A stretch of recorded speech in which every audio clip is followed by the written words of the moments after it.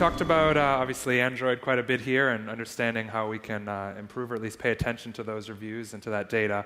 Well, obviously, one of the biggest markets that we all could be working in is in China. And the next speaker I'd like to welcome up is going to talk about that, Anina.net.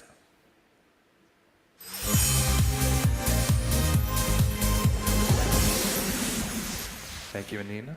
So Anina is the founder of the 360 Fashion Network, which is in Beijing. She's an international model with a passion for technology. She also is very into encouraging women worldwide to participate in technology. And again, she's going to talk about how things have worked for her doing business in China. So Anina.net. Hi, everyone. My name is Anina, and I'm from 360 Fashion. Today, I'm going to talk to you about what it takes to be an entrepreneur in China. The first thing you need to remember about China is that indeed, at one point or another, the majority of people were farmers. That means that you have to have an incredible amount of patience. I highly recommend that anyone who would like to go to China would get into an incubator program.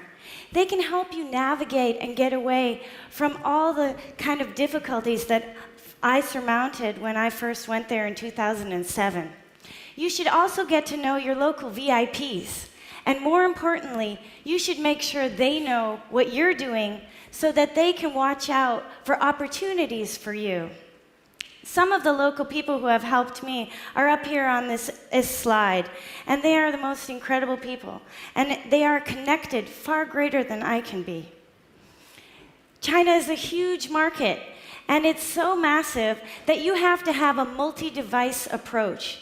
It's fragmented, and it's not often uncommon if you will have 5 apps for your service. That's if you want to take the market.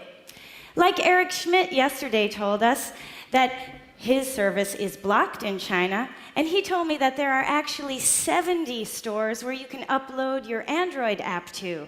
It's a little bit of a problem.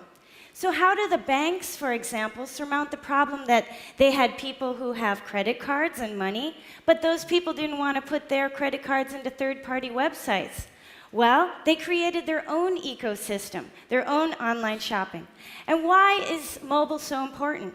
Because it's a developing country, and because they haven't even laid down all the cables yet to the 3rd and 4th tier cities. Some people will never know the internet other than from their mobile device. And they say there's no innovation in China. Absolutely not true.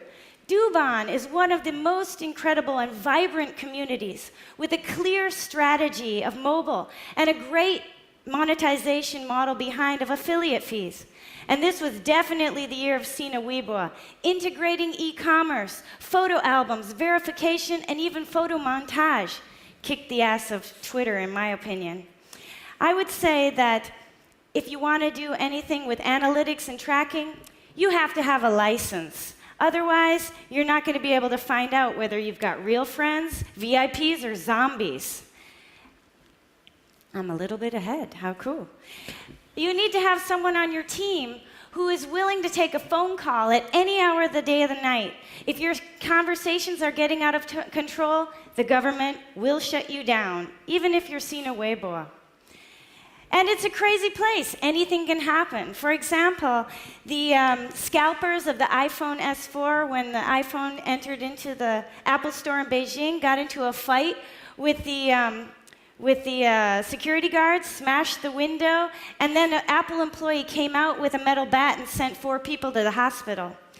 But that's a place where anything can happen. So if anybody tells you it's never been done before, you can do it. I think the hardest thing I ever had to do was put my app on an iPhone. And then I have to tell you that what it takes is basically sleeping on the floor like Nick Yang in his office eating noodles until he IPO'd his company. Guanxi, you better get it, you better have it, or you better hire somebody who has it, because this is your insurance policy in China. Because there are great walls everywhere. There are challenges and cultural divides that you have to know how to go over, go around, go under, and you have to be willing to bridge those divides. Because in a business meeting, they don't want to talk to you at first about how you can generate money.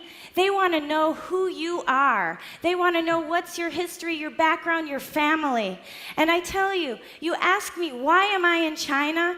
The reason is because it keeps me leaner than any other place. It makes me faster. It makes me think farther. It makes me possible more than any other country in the world to keep my knife sharp.